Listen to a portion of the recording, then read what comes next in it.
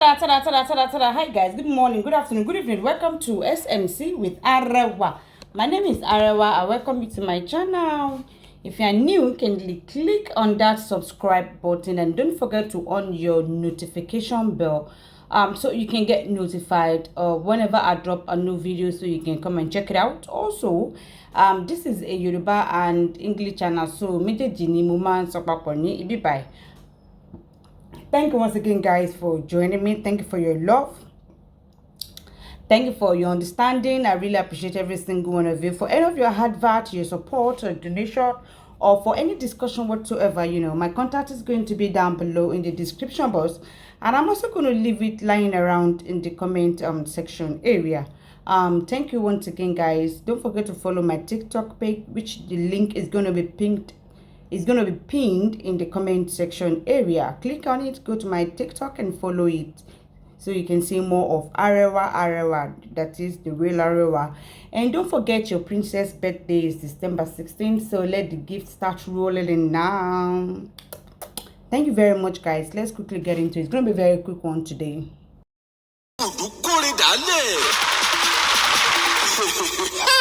ìrèdè ẹ máa yọ̀ torí ntẹ́ ń wá lọ Sókótó ti wà lápò ṣòkòtò yín. Legacy Food ní gbogbo ohun tó jọmọ́ oúnjẹ ilẹ̀ wa àti tòkè òkun ti bá rọrùn dé. Ọ̀gá ni wọ́n nínú kábániṣètò oúnjẹ, ṣé tilẹ̀ wa ni àbí tòkè òkun Continental Foods. Bá a ṣe ń distribute ní Nàìjíríà, bẹ́ẹ̀ là ń ṣe káàkiri òkè òkun. Àwọn oúnjẹ aládìídùn tá a ti package bí ẹja gbígbẹ, ọ̀fadà rice, èlùbọ́, gàrí, irú, ẹ̀wà olóyin àtàwọn oríṣiríṣi ohun ìsebẹ̀. Báwo lẹ ṣe fẹ́ sí ní Legacy Foods? Bá a ṣe ń tà á lẹ́jẹ̀wọ̀n láǹfààní tún wà fún àwọn aláràtúntà láti wá kó lọ́pọ̀ yanturu pẹ̀lú owó péréte. Tẹ́sí máa rí èrè lọ́pọ̀lọpọ̀. Dádì, mọ́mì, gbogbo ẹ̀yin ilé ìtajà ìgbàlódé tó jẹ́ ti oúnjẹ, ẹ má làágùn jìnnà. Ti yín ni láti rán Legacy Food níṣẹ́, á sì jẹ bó ti tó àti bó ti yẹ. Bó sì ṣe àwọn aláṣẹ ìgbàlódé tó jẹ́ ojúlówó lẹ́yìn fẹ́. Legacy Food ní ẹ kàn sí, because we are modern and culture service provider. Láti bá wa dòwò pọ̀, ẹ kàn sí Legacy Foods tó wà ní Nàìjíríà,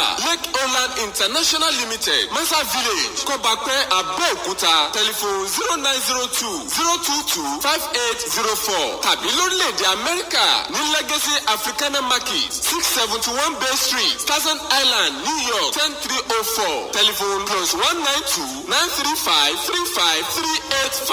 Ní Legacy Foods, we set the legacy.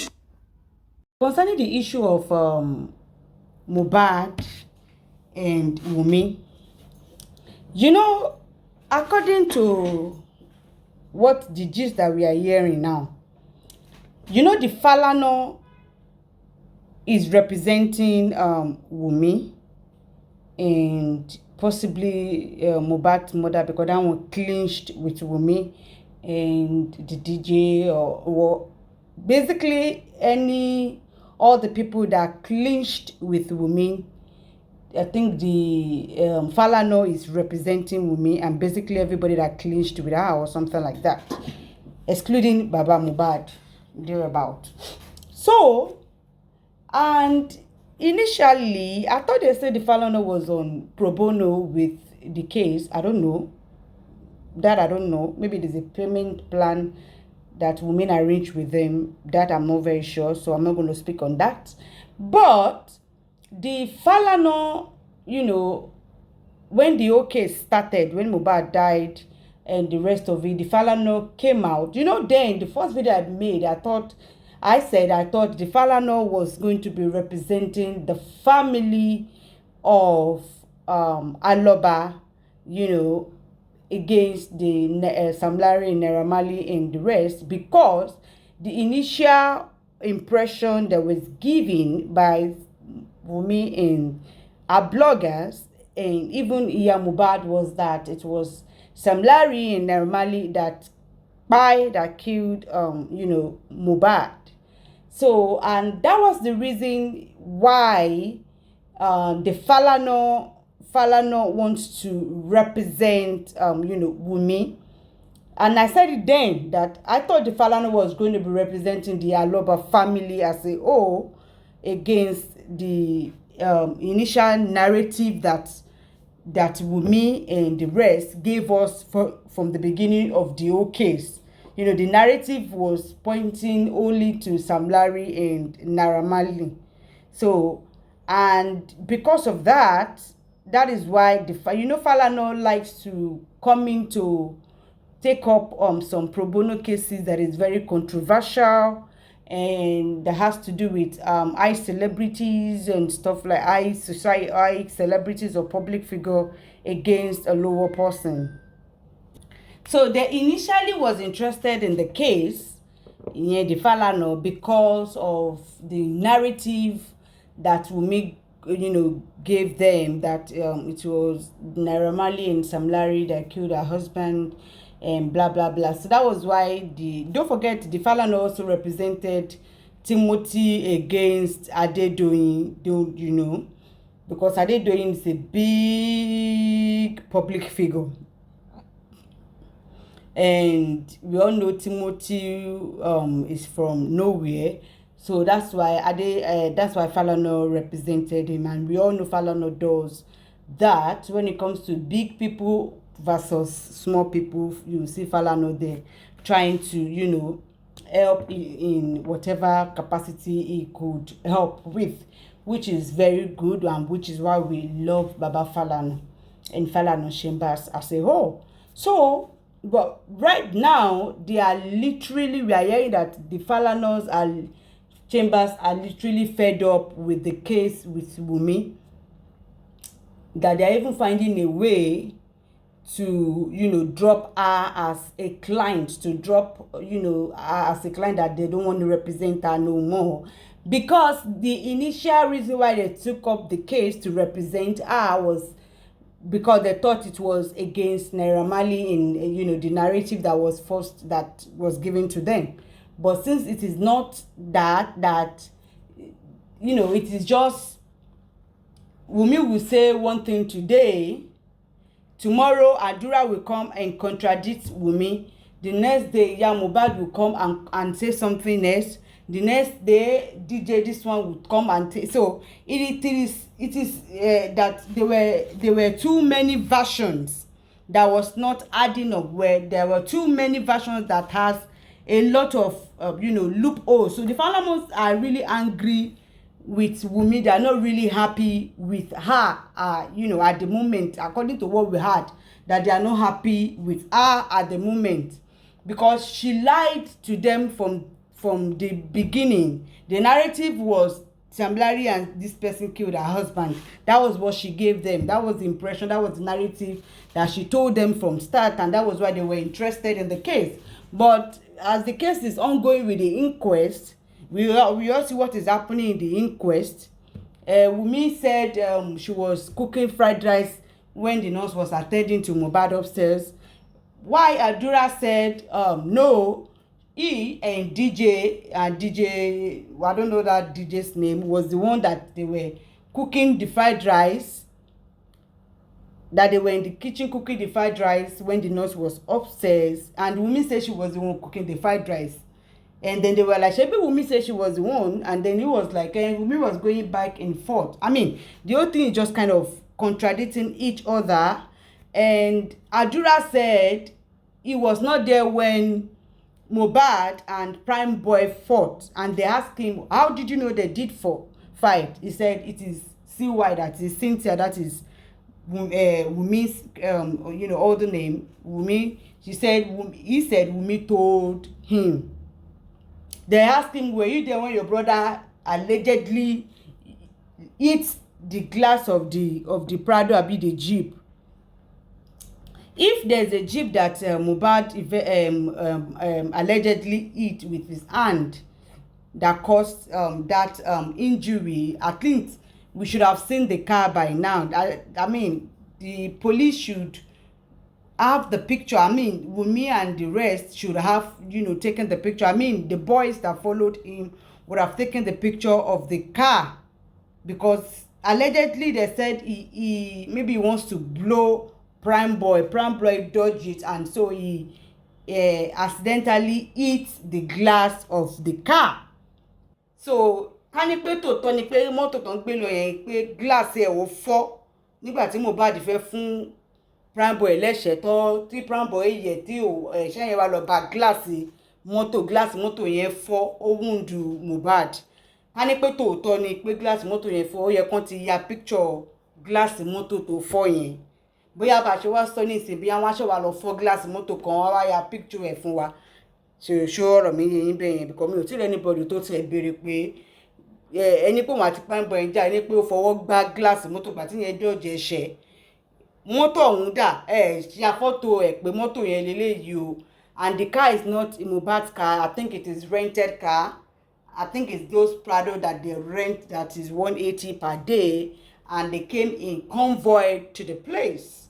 Meanwhile, don't forget Wumi's sister told us that Mohbad branched somewhere before actually going to the show in Ikorodu. Where they branched, she did not tell us, and Wumi did not make mention of that in her statement that she made. She didn't make mention of that. Even Adura didn't make mention of that. Neither does the CY.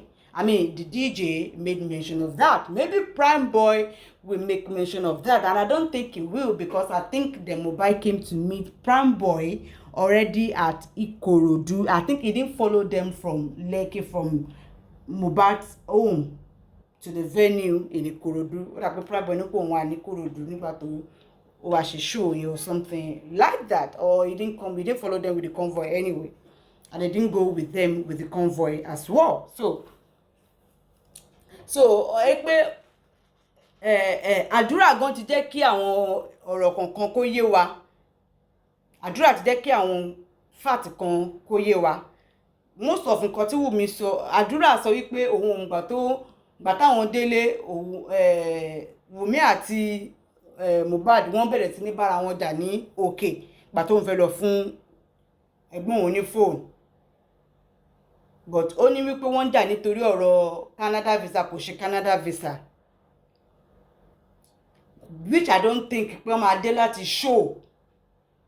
láti show tí show tẹ claim pé wọ́n àti Primeboy ẹjọ́ jà á wá jẹ́ wípé ọ̀rọ̀ Canada visa kò ṣe Canada visa ni Wùmí àti Mohbad máa fà ní òru tẹ́ ẹ dé láti show tẹ ní pé wọ́n àti Primeboy ẹjọ́ jà pé ó ní wúndù lọ́wọ́. Á wá jẹ́ pé ọ̀rọ̀ visa kò ṣe visa Canada ni Wùmí àti Mohbad máa argue àbí máa drag nígbà tó ń dé lóru láti show.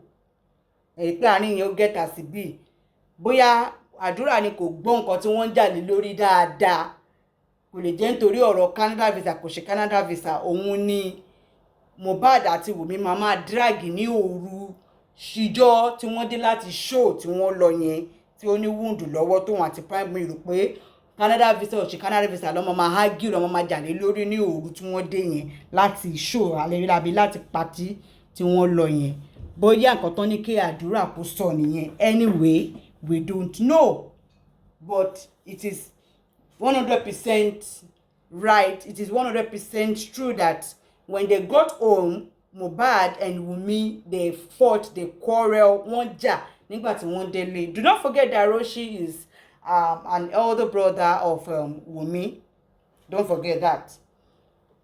And don't forget that Daroshi, they say he was the one that actually did a local embalmed of Mohbad before the father got there. What if you will see name facility, loju, gbéyọ̀ láyà, rap around and stuff like that. Ibi tí Daroshi sì tó ti learn nǹkan bẹ́ẹ̀ yẹn kò yéèyàn anyway.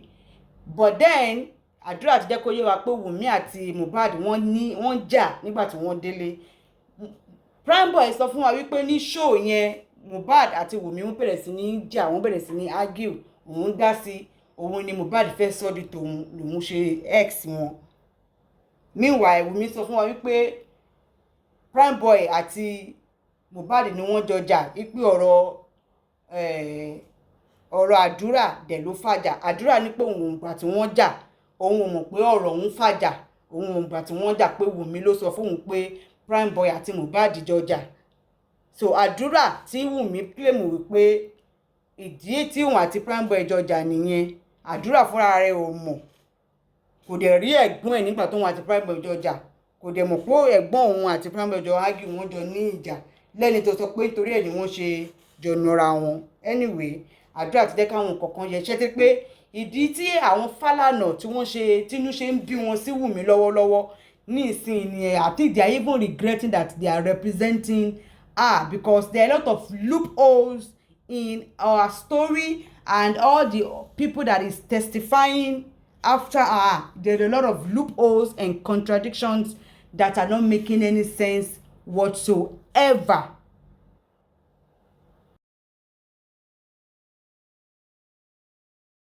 Meanwhile, before I even forget, before I move on to something more important, Abike, tó bá fẹ́ kí n fún ẹ mọ̀ kí mo sọ pé tí n bá ti sọ̀rọ̀ Abike báyìí o, even though pé mi ò sọ̀rọ̀ ẹ pé bí mo bú àbí nǹkan kan mi ò torí mi ò ń búyàn, mi ò lè ń ṣépè fún yín, mi ò ń ṣe lépè, so mi ò ń búyàn, mi ò lè ń ṣépè. Even if I say anything about you talk about people, but you don't want people to talk about you. Can you imagine that? That you even mention my name, sef. I think I'm a star.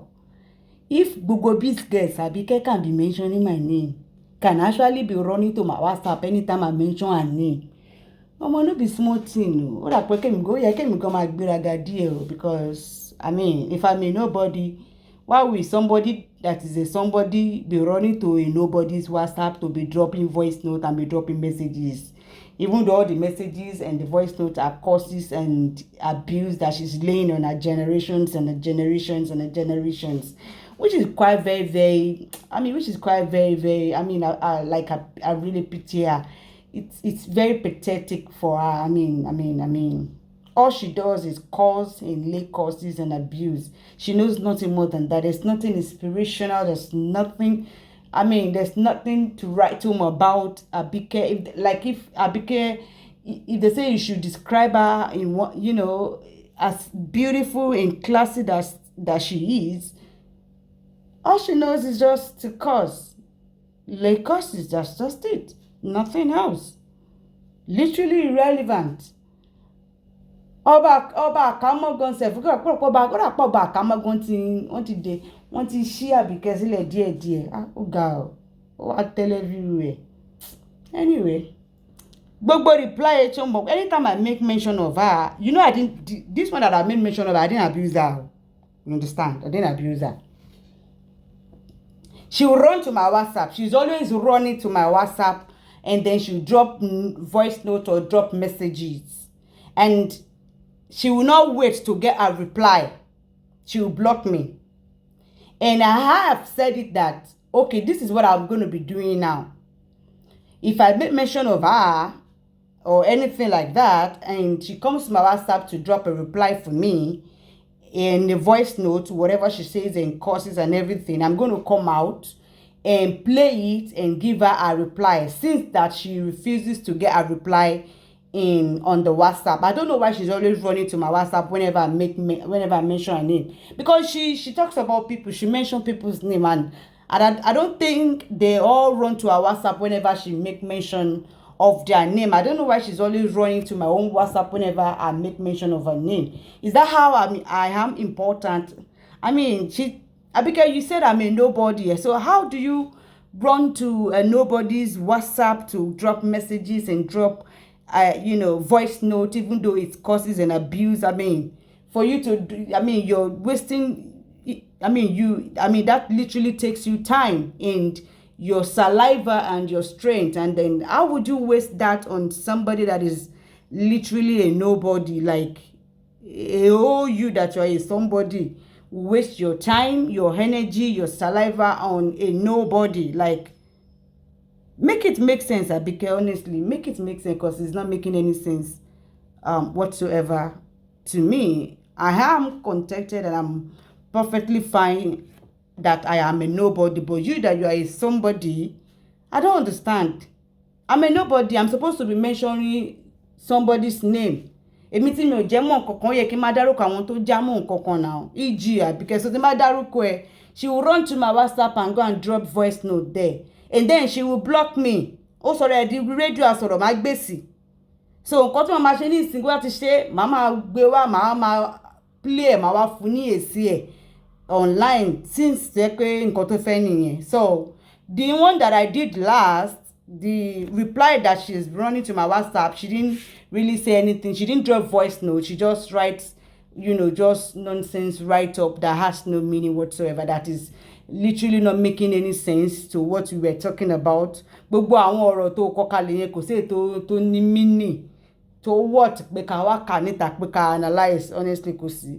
Drop voice note, drop voice note, and if you don't want me to come and play your voice note on here, drop voice note and actually wait for me to give you a reply. But if you don't, and block me after you drop your reply, I'm going to bring it out here and play it and give you your reply. It's as simple as that. Thank you. Let's go on. Let's move on.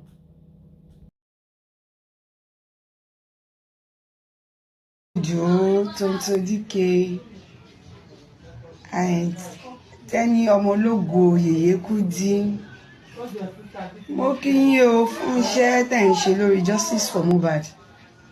Ọlọ́run máa ràn yín lọ́wọ́ o, ẹ ní fi irú ẹ̀ gbà o. Mo kí yín gidi gan ni. Àgàgà bí àwọn èèyàn ṣe ń sọ̀rọ̀ sí tó ń drag yín, àtàwọn tó fẹ́ sùn yín, àwọn sùn kẹ́dìyẹ fò, tó fẹ́ sùn gbogbo Nàìjíríà. Mo kí yín o yèyé Kúdí, ẹ ní fi irú ẹ̀ gbà. Àtẹ̀yin mọ́mì wa tẹ́ jáde tẹ́ sọ pé ẹ̀yin o family mohbad ní, tẹ́ ń sọ pé ẹ má lọ sí mohbad o. Ó dà bẹ́ẹ̀ ṣe sọ pé kó má sí mohbad, àmọ́ kí ló dé tẹ́ pé ẹ wá tún bú àwọn èèyàn, àwọn tó yẹ pé àwọn la rí nígbà justice for mohbad àárín. As far as I'm concerned, mi ò mọ̀ yín as family alọ́ba. Ẹ ń jáde tẹ́ bá fẹ́ sọ opinion yín, kò mí pé kẹ́ máa dárúkọ anybody, kò ní pé kẹ́ máa bú àwọn èèyàn. Ẹ má sin jẹ, ẹ má sin bàbá ẹ̀ ti sọ ó ní kó má lọ sin. Ó ti gbọ́ náà. Ṣé dandan ni kẹ́ ẹ dá gbogbo ìdílé alọ́ba rú ni? Àti bàbá mohbad, Ọlọ́run á máa ṣàánú yín o. Ẹ ń lọ sọ́dọ̀ Oriyomi hamzat, ẹ ń fẹ̀dí ara yín kiri. Ìgbà tẹ́ débẹ̀ justice ló yẹ kẹ́ wá fọmọ yín, story ìgbésí ayé ẹbí yín ni kẹ́ máa sọ. Ẹ ti gbàgbé pé kò ń ṣe mohbad nìkan, òun ni ìyá mohbad bí fún yín. Ẹ ti gbàgbé wípé ọ̀dọ̀ wa ni àdúrà gbé. Ẹ lọ ń sọ nǹkan tẹ́ mọ̀, àti ìyá náà, ìyá tó wá gbẹnu yín sọ̀rọ̀ tó ní ó gbóyún lọ. Kálẹ̀mí ló bá sọ yẹn tó á sọ ìgbà tí ó lóyún, oyún tó gbé kúrò nílé yín. Ó máa sọ o, torí mo mọ̀ pé nǹkan tó ń sọ yẹn kò right, kò ń ṣe tòótọ́. Ṣèbí ìgbà kan náà ẹ̀yin náà ti jẹ́ victim àwọn aráabí, àwọn ìyàwó ọmọ yín. Ṣùgbọ́n Ọlọ́run ló tú yín lẹ̀. Ẹ má gbàdúrà k'Ọlọ́run tú ìyá mohbad náà lẹ̀ ni. Ìgbà tẹ́yìn ló ṣèbí ìyàwó ọmọ yín sọ pé ẹ̀yin àti ẹ̀ 5 and 6 ní tẹ́lẹ̀. Ìyá mohbad náà ẹ má gbàdúrà k'Ọlọ́run tú òun náà lẹ̀. Lẹ̀kẹ̀ máa wá justice for mohbad. Ìsọ̀gbésí ayé ẹbí ilẹ̀ sọ àwọn yìí ò ní pàṣí tiwọn. Àbí àtiwọ́ tó ń sọ pé Naira Marley ipe ń ba Naira Marley jẹ́. Ṣé tí ẹ dìgbà tí mohbad wà láyé kò sọ fún ẹ pé Naira Marley ń búlì òun? Kò búlì ẹ̀. Ọlọ́run á máa ṣọ́ yín. Nàìjíríà ló ń pe bí àtijọ́ iná àkúdẹ̀ tí rí justice for mohbad náà ṣe. Òyà tí ẹ wà ń bẹ, many things wà ń bẹ tó yẹ kẹ́ máa fight fún. Ẹ ń rojọ́ kiri, Ọlọ́run á máa ṣọ́ yín. Ẹ tẹra mọ́. Ìyábọ̀ Òjó.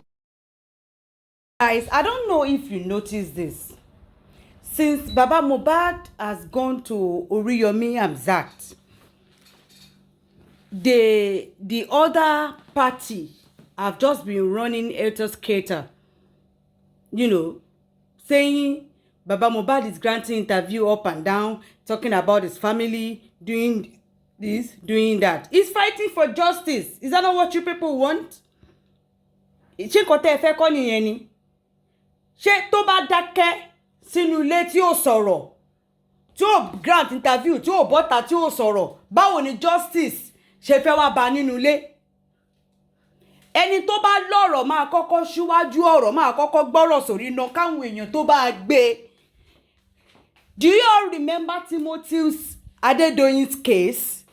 The wife, the brother of Timothy, ìyẹn Gbadé, Uncle Gbadé was every day online, every day granting interview from one place to another, every day in Agidigbo with Oriyomi hamzat. Even Timothy's mother, doing videos. Timothy's wife doing videos.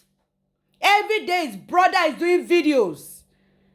Coming out to grant interview to talk that they want justice and everything that is going on. Update the public. Tell us about the family and everything. That is how the whole world was invested in getting justice on that case. But if they keep quiet, the way Wunmi kept quiet, Wunmi has never come out to be shouting justice for my husband, this and that. No, iya Wunmi. I mean, no, iya Mohbad. If they all kept quiet, ìgbà táwọn tó bá lọ́rọ̀ bá jáde pé àwọn fẹ́ justice tàbí tán bá gbọ́rọ̀ sórí, kí ló máa kan àwọn èèyàn débi pé wọ́n fẹ́ máa ṣe ṣòlè lórí, débi pé wọ́n fẹ́ máa sọ̀rọ̀, everybody máa dákẹ́ ni now. Ẹni tó wá ìgbà tó pé ẹni tó lọ́rọ̀ bá bọ́ta sọ̀rọ̀, báwo ni agbọ̀rọ̀dù ṣe fẹ́ wá bọ́ta pé òun fẹ́ gbọ̀rọ̀dù? Everybody máa ti gbàgbé kéèsì yẹn. I think they all just wanted the man to just keep quiet. You know, when the first time the Baba spoke in that corona quest, or whatever you want to call it. I'm sorry, English language is not my language, so I'm very bad in pronouncing some words. So pardon me. When Tonto Dike came out and started ranting, saying, upon all the beg that we begged this man that he shouldn't talk, he still went ahead to talk. Wọ́n ti bẹ̀ bàbá kí bàbá má sọ̀rọ̀, kó má ṣe gbá, kó má ṣàgbọ̀n. They all expect bí àwọn Wunmi àti ìyàwó Mohbad àti gbogbo wọn tó ṣe dákẹ́ tó ń sọ̀rọ̀. Even though àwọn èèyàn donate owó fún wọn, wọ́n ń gbowó lẹ́yìn, àwọn èèyàn ló ń kí wọn nílé. Ibi tójú ò ti ya Mohbad dé, ilé tí ọmọ yẹn tó kú sí tí wọ́n ń bá mú ẹ̀ sí tí wọ́n ti gbòkú ẹ̀, ó jókòó sí ibẹ̀. But then according to nǹkan tèmi tún gbọ́, mo gbọ́ pé ọ̀rẹ́ Mohbad, Bella Shmurda, is it? Yeah, Bella Shmurda. I think Bella Shmurda pé ó ti rẹ́ǹtì ilé mi fún Wunmi. Ipò fi Wunmi sí orí salary every 2 weeks. I don't know how true that is, if it is true or not. And I think if it is true, that one is basically doing it from the royalty of the song that he had together with Mohbad. So that tán máa ń béèrè royalty gbogbo àwọn tí Mohbad ní orin pẹ̀lú, wọn ò ní béèrè lọ́wọ́ òun. Ọ̀pọ̀ ń ṣe pé ó gbalé fún kìíní, ó dẹ̀ fún lówó oúnjẹ. Wọ́n fẹ́ wo ṣe fún pé ọ̀rẹ́ ẹ̀ ni, wọn ò ní béèrè owó rẹ̀ because Mohbad kọrin pẹ̀lú ẹ̀ bí méjì àbí mẹ́ta. Àwọn tó collaborate orin pẹ̀lú Mohbad yẹ kó máa béèrè royalty owó lọ́wọ́ gbogbo wọn. I mean, where is the manager of Mohbad? What is going on with the royalties and stuff like that? But tó jẹ́ pé manager tó jẹ́ ti Mohbad obìnrin, ọ̀rẹ́ Wunmi ni, abẹ́ Wunmi ló wà. Abẹ́ Wunmi wọn ló wà. Tí bàbá bóyá kí bàbá gbogbo yẹn tẹ̀sán pé bàbá mo jáde ó ń jà fún property. Ṣé kó lajú kalẹ̀ kí gbogbo property ọmọ ẹ̀ kó ṣe kí ni kó fọ́nká? Ṣé kó lajú kalẹ̀ kí gbogbo property ọmọ ẹ̀ kó fọ́nká, kó má jà, kó má put gbogbo property ọmọ ẹ̀ in good settings? Kó dákẹ́. They all expected Baba Mohbad to just keep quiet so that the whole case will just die down. You know, we are easily distractible. Ṣé mọ̀ pé on social media we are easily distractible. Another case will come now. If Baba Mohbad has kept quiet the way all the rest of them kept quiet, we would have been talking about another thing now. We would have even been talking about justice for Mohbad again. Amatidake, because àwọn tó lọ́rọ̀ jáde. Mo expect kí Wunmi kó máa ṣe bí ìyàwó Timothy ṣe ń ṣe tó ṣe ń jáde tó ṣe ń pariwo justice. Àbí àdúrà àbí brother Mohbad. Kóun náà máa jáde kó máa pariwo justice fẹ́ gbọ́ òun igbá kan àwo kan. Gbogbo wọn dákẹ́. Gbogbo wọn ṣe kí ni gbogbo wọn dákẹ́ bẹ́ẹ̀ ni pé wọ́n ti ní òkè míì tí wọ́n gbọ́kànlé. Bẹ́ẹ̀ ni pé wọ́n ti ní nǹkan míì tí wọ́n gbọ́kànlé, kò yé ya. Bó bá ṣe pariwo sí, bó bá ṣe gbọ́rò ẹ̀ sí, làwọn èèyàn ṣe máa bẹ́ẹ̀ gbé sí, làwọn èèyàn ṣe máa invest sí nínú ọ̀rọ̀ ẹ̀. They expected Mr. Aloba to kept quiet. Kó dákẹ́. Ó ti ń grant interview jù, kó má sọ̀rọ̀. Kó má sọ̀rọ̀. Ṣé tí kò bá sọ̀rọ̀, báwo làwọn èèyàn ṣe fẹ́ dá sí? Everybody máa dákẹ́ ni tí kò bá sọ̀rọ̀. if there's no means to speak to him, or he's being called for an interview and he's not responding, everybody will keep quiet. Nobody will say anything again. Nobody will say anything again. The whole case, something else will happen, and then we'll all move on and say something else. Nítorí pé brother Gbadé kò dákẹ́, ìyàwó Timothy àti màmá ò dákẹ́ lé lórí, nítorí ẹ̀ ní gbogbo wa ṣe wà invested nínú kéèsì Timothy títí a fi rí ìdájọ́ gbà. Tí bàbá Mohbad bá dákẹ́, ẹ mọ̀ pé Èkìtì ló ti wá ni, wọ́n dẹ̀ hate ìyàn jẹ. Àwọn Èkìtì burú, kò ṣe pé wọ́n kò burú pé wọ́n burú nonsense lásán. Wọ́n hate kí wọ́n máa yànyàn jẹ, cheating. Òun ló ṣe dàbí pé ẹ̀yin èèyàn tẹ́ ẹ̀ understand lẹ́yìn sọ pé bàbá Mohbad jà fún property. Wọ́n hate cheating because wọ́n cheat. Àwọn ẹbí ìyàwó Mohbad cheat Mohbad lórí ọ̀rọ̀ property dé, kò ṣe property dé torí pé ó ti fọmọ kan là lójú, which is not so. Èkìtì lágídí wọ́n hate cheating. So kí bàbá Mohbad dákẹ́, kí gbogbo sweat ọmọ ẹ̀ kó ṣe kíni kó bómi lọ, kó ṣe kíni kó bómi lọ. Tó bá ṣe pé ojú tó ká Wùmí mọ́, ṣé kò tí ní máa dóko èmi? Ta ló mọ̀ pé láti ìgbà tí Mohbad ti dó bí ṣé Wùmí ò tí dóko? Ó bá síbi kó ti dóko. Tó bá dóko kò sẹ́nibọ̀dì tó máa dóko láti ìgbà tí Mohbad ti kú, kò sẹ́nibọ̀dì tó máa ṣe kíni tó máa bu or tó máa say anything or tó máa criticize ẹ̀, because she's still a young lady.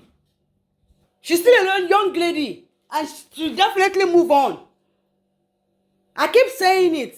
The only person to lose nǹkan òun ni bàbá Mohbad. Wunmi is a young lady tó máa remarry very soon. Tí ò ní pẹ́. Tí ò ní ṣe kíni, tí ò ní pẹ́ rárá. Tí kò ní mọ̀ kò mọ̀ lára.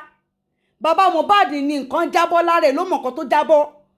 Àwọn expect kó dákẹ́ àtìgbà tí Oriyomi ti dá sí ọ̀rọ̀ yìí báyìí tó ti lọ sọ́dọ̀ Oriyomi. Agbógadade mọ̀ pé Oriyomi dẹ̀kẹ̀rẹ̀ tó bá ti gbẹ́nu lórí kéèsì báyìí, ó máa bá kanlẹ̀. Ó máa bá kéèsì yẹn kanlẹ̀ tá máa mọ nǹkan tó ń ṣẹlẹ̀ gangan. Àtìgbà yẹn lọ́kàn wọn ò ti balẹ̀ mọ́. They might no reach ground. Ọkàn wọn ò balẹ̀. Ọkàn wọn ìyàwó kẹ́ máa gbọ́ nǹkan tí àbúrò ìyá Mohbad ń sọ, ṣé mọ̀ pé ìyẹn ẹlẹ́nu ṣípò tí ẹlẹ́nu 10 ẹlẹ́nu 100 nìyẹn. Ẹlẹ́nu 100 irú wọ̀ ni ìyá Mohbad ti wá náà, because ní family wọn ò fẹ́ gbádùn nínú family wọn. Àbúrò ajáde lẹ́nu aṣọ tó bá dọ̀là tún jáde àti sọ bí, tó bá dọ̀tún láti jáde àti sọ sí. Bàbá Mohbad ló ń sọ story family ẹ̀ rárá. Kó dákẹ́ kó má sọ story family ẹ̀, kó má sọ bóun ṣe jìyà lórí ọmọ. Káàntì ẹ bọ́ta kóun tó bá jẹ́ lónìí kóun náà wá sọ. A rí gbogbo post àwọn ọmọ Mohbad àti ẹ̀gbọ́n ẹ̀ obìnrin ètò ti marry. A rí gbogbo post wọn yes wọ́n fi celebrate bàbá wọn. Kí wọ́n gbé tíbi tán celebrate ìjà wọn síta. Ẹ bá wa post picture birthday Mohbad àbí àwọn picture Mohbad tó yà pẹ̀lú ìyá ìgbà tó wà ní kékeré àti ẹ̀gbọ́n àtàwọn àbúrò àti ẹ bá wa gbé bọ́ta. If there is ẹni tó fọmọ sílẹ̀ for 15 years. For 15 years. So òun gan ò lè lọ́rọ̀ kankan tó fẹ́ sọ.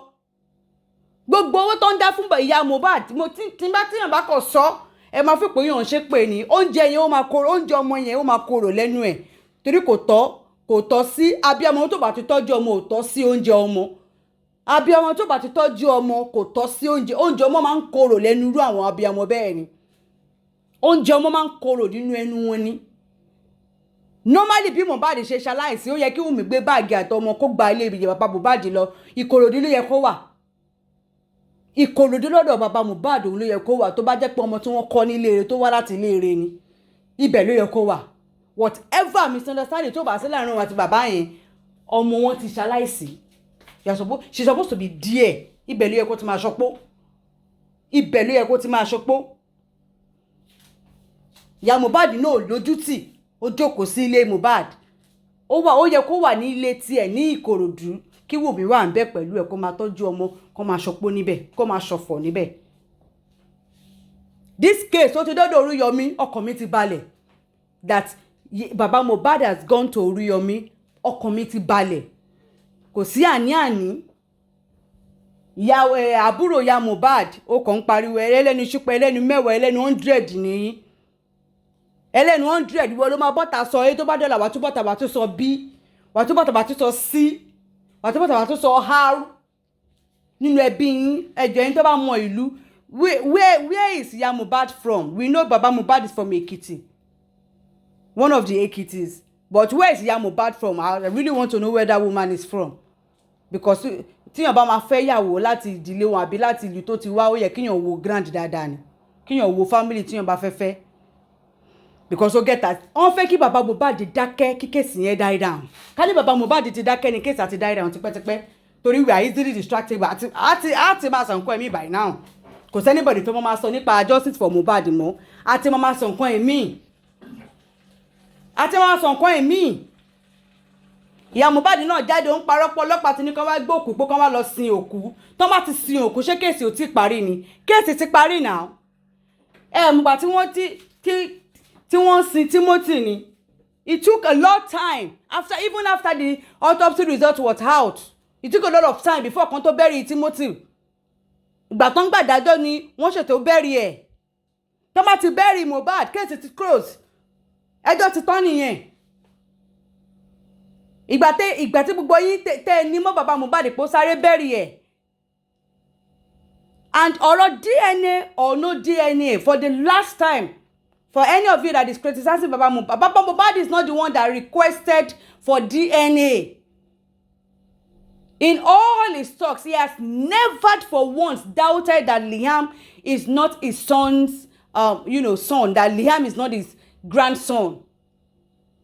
Kò ever deny pé Liam ò kì í ṣe ọmọ òun, kò ever deny bẹ́ẹ̀ rárá, kò sí nǹkan tó jọ.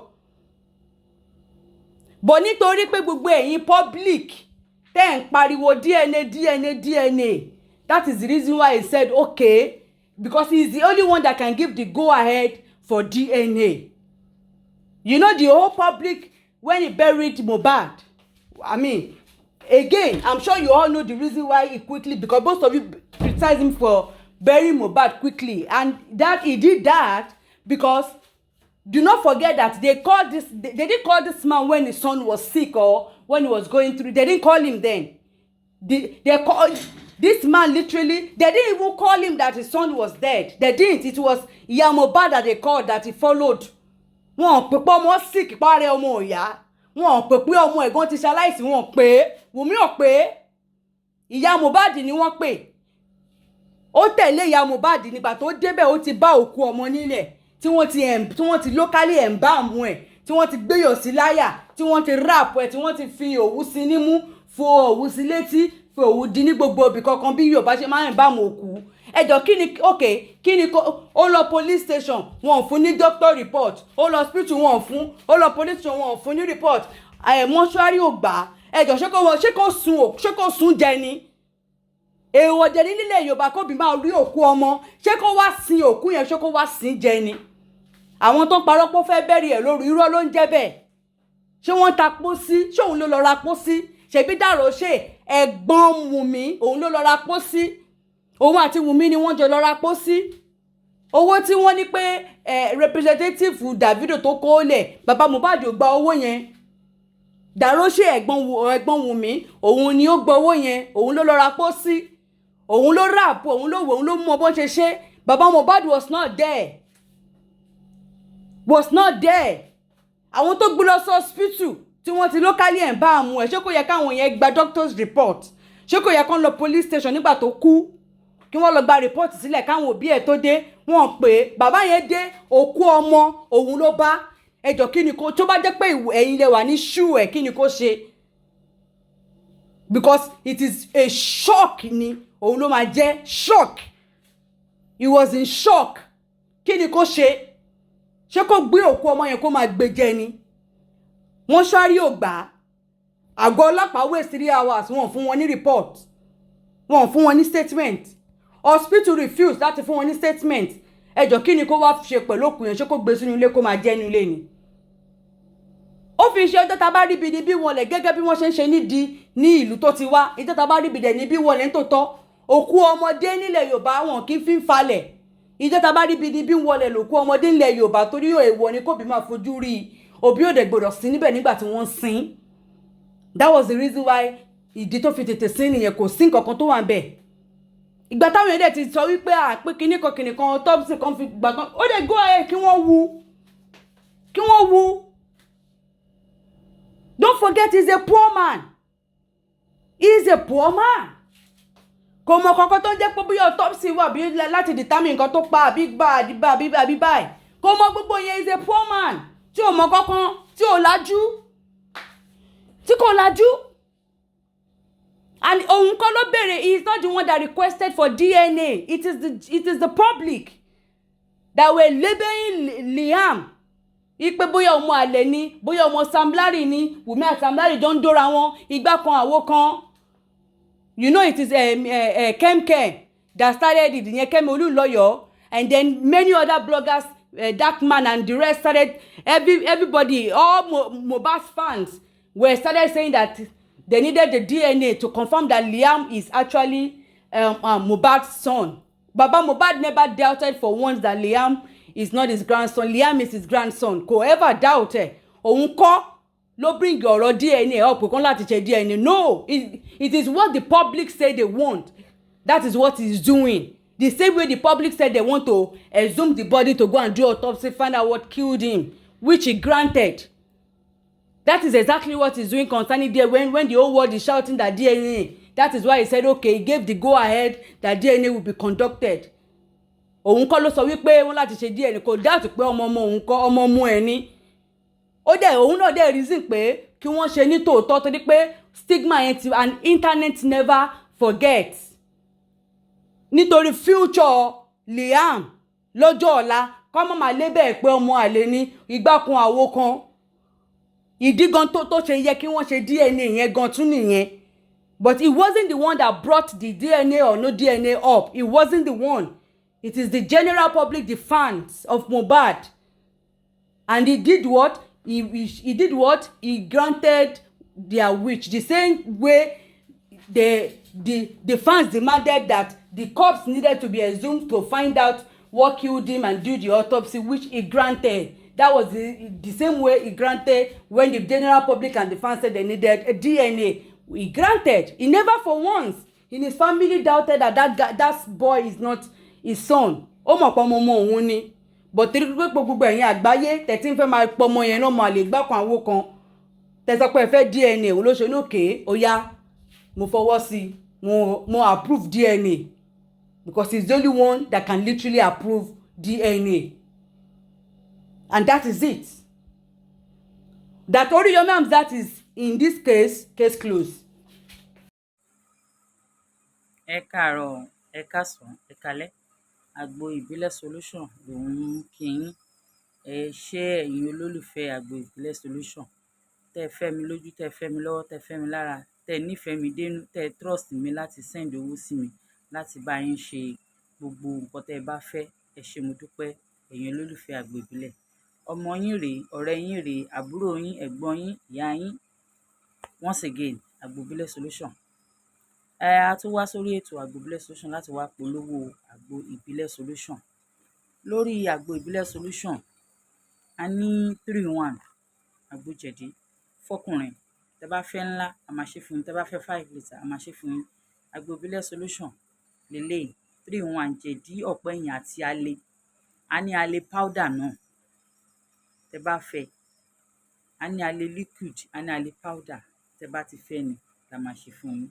So àgbo 3-in-1 òun lélẹ́yìí, ṣé ti rí 3-in-1 yẹn lélẹ́yìí, ṣé ti rí. This is 3-in-1. So a ní àgbo oríṣiríṣi la ní. A ní àwọ̀ká, a ní which is táwọn olóyìnbó ń pè ní arthritis. Àgbo arthritis lélẹ́yìí. Àwọn olólùfẹ́ mi kan ló lélẹ́yìí báyìí. Ṣé ti rí. Arthritis lélẹ́yìí. Onírírẹ̀ lélẹ́yìí. Tẹ́ bá fẹ́ oní 5 litre, a máa ṣe fún yín. So a ní oní sísè náà. Tẹ́nìyàn bá ra onírírẹ̀, ó gbọ́dọ̀ rò ní sísè. Tó bá jẹ́ pé ó ti wà worst, torí tó bá ti bọ́ sọ́wọ́ ẹ̀yìn, tó ti bọ́ sọ́wọ́ ẹsẹ̀, tó jẹ́ pé ẹniyẹn ti fẹ́ máa tiro, ó ti fẹ́ máa dùnyàn jù, a máa ń ṣe òrí fún, a ṣe ọṣẹ fún, a ṣe àgbo orí rẹ̀, a ṣe onísísè fún arthritis àwọ́ká. Ṣé rí onísísè ẹ̀ lélẹ̀, ṣé ti rí? Àwọn olólùfẹ́ mi kan ló lélẹ̀ báyìí. Onísísè yẹn nìyẹn, a ní onísísè, a ní onírú rẹ̀. So ìtẹ́ ẹ bá ti fẹ́ ni òun la máa ṣe fún yín. Ẹ̀yin olólùfẹ́ àgbo ìbílẹ̀ solution, tí obìnrin ò bá rí nǹkan oṣù ẹ̀, tí nǹkan oṣù ẹ̀ bá ń ṣe ségesège, a ní àgbo fún. Àgbo period, láti jẹ́ kí period ẹ̀ wá regulate, kó wà normal, a ní fún. A ní àgbo infection fọkùnrin, a ní àgbo infection fóbìnrin, a ní àgbo high blood pressure, sísè àtọnírú rẹ̀, a ní àgbo diabetes, sísè àtọnírú rẹ̀. Ìtẹ́ bá ti fẹ́ ni la máa fún yín. A ní low sperm counts. Low sperm counts wọ oríṣi méjì ni. Ìtẹ́ bá ti fẹ́ la máa ṣe fún yín. Onísísè wà, onírú rẹ̀ wà. So ìtẹ́ bá ti fẹ́, a dẹ̀ ló ní pamí náà, la máa fi pamí ṣe. So ìtẹ́ bá ti fẹ́ la máa ṣe fún yín. So a wá ní àgbo ní tẹ́yin olólùfẹ́ mi mọ̀ ní lóko. Fertility treatment wà very very important lára obìnrin. This is our fertility treatment. Mi ì tí yí padà yan ẹ̀yin olólùfẹ́ mi. Ọwọ́ ta ṣe ń lò náà la ṣe ń lò. Fertility treatment, this is part of that fertility treatment as well. Ẹni tó bá ti rà rí àmọ́. A ní fertility treatment fóbìnrin tó ń wojú Ọlọ́run, tó fẹ́ conceive. A ní tó dẹ̀ ń ṣe period. Because ẹ lè lo fertility treatment kẹ́ má ṣe period. Ẹ gbọ́dọ̀ ṣe period kẹ́ tó lo fertility treatment. Tí period yín bá 6, ẹ gbọ́dọ̀ lo nǹkan tí period máa fi wá ná kẹ́ tó lo àgbo fertility. So ẹ̀yin olólùfẹ́ mi, ẹ kàn sí mi. Tí ẹ bá lè rán dádì wá, ẹ pè mí fúnra yín, ẹ explain, àjọ share ìfẹ́ tajọ ní fúnra wa, àjọ help ara wa. Ẹ̀yin náà dẹ̀ lè help mi, èmi náà lè help yín, a wà fúnra wa fún ni. So a ní nǹkan lóríṣiríṣi tẹ́ bá fẹ́. A ní ọṣẹ ìwẹ̀, òun ni mò ń lò, òun lélẹ̀. Àwọn olólùfẹ́ mi ti order lọ. Ṣé ti rí? This is 1 litre. So a ní kékeré, a ní ńlá. Ẹni tó bá fẹ́ fi test, wọ́n lè ra kékeré, wọ́n lè ra ńlá. Kékeré ẹ̀ lélẹ̀. Ṣé ti rí? It's the black soap. Gbogbo nǹkan tá fi ṣe just a natural. Kò sí pé wọ́n mix chemical kankan mọ́. Everything is natural. Òun lèmi ń lò. Tẹ́ bá rójú mi, mi ì fi nǹkan kan sójú o. Ṣé ti rí? Kò sí nǹkan kan lójú mi o. No makeup, nothing. This is plain. Ṣé ti rí? Ọṣẹ yìí lèmi ń lò. So ẹ̀yin olólùfẹ́ mi, tẹ́ bá ti ready, ẹ kàn sí mi àgbo ìbílẹ̀ lórí SMC Arẹwà lórí YouTube. Nọ́mbà mi ò pé méjì. I'm still using the same number, 07063559591. Mo tún repeat ẹ̀, 070559591. 07063559591. Nọ́mbà mi nìyẹn. A wá ní òrí fún àwọn ọmọdé tí irun wọn ń já, àbáwọn àgbàlagbà tí irun wọn ń já, tó jẹ́ pé gbogbo iwájú orí wọn torí wíìgì á ti já lọ. Ẹlòmíì iwájú irun ẹ̀ máa ń já torí òtútù. A ní òrí yìí fún. Ṣé rí òrí yìí? Tẹ́ bá ti fi pa, ó ṣiṣẹ́ gidi. Àwọn olólùfẹ́ mi dẹ̀ wọ́n ń bèrè sí i. Lẹ́sẹ̀kẹsẹ̀ náà ń bèrè sí i. Ìta ní àti ta tán, a ṣe fẹ́ ṣe another one ni. Tẹ́ bá order ọjà lénìí, tẹ́ bá send owó lénìí, ọ̀la ọjà yín máa ti ready, and deal ọjà. So anything tẹ́ bá need, ẹ pè àgbo ìbílẹ̀ wà fún yín. So a tún ní sweetener fún ẹ̀yin obìnrin tó yẹ pé ẹ kì í feel sex. Tó máa fọwọ́ kàn yín, ara yín ò ní fi. Bí àwọn dádì wa dẹ̀ ló ń fọwọ́ kàn yín débẹ̀ ni o. Bẹ̀tà ní nǹkan tá máa fi help yín, tó yẹ pé táwọn náà bá ṣe, á dùn mọ́ wọn, á dùn mẹ́yìn náà. Ṣé ti rí? A ní powder sweetener. So eléyìí míìkì lẹ máa fi mu. Ó wà lóríṣiríṣi. A ní oyin, honey, a ní honey. So a ní sweet. Ṣé ti rí sweet wa lélẹ̀. A ní sweet. So tẹ́ bá nífẹ̀ẹ́ sí, a ní lóríṣiríṣi. Nǹkan tẹ́ bá nífẹ̀ẹ́ sí. A ní waist beads.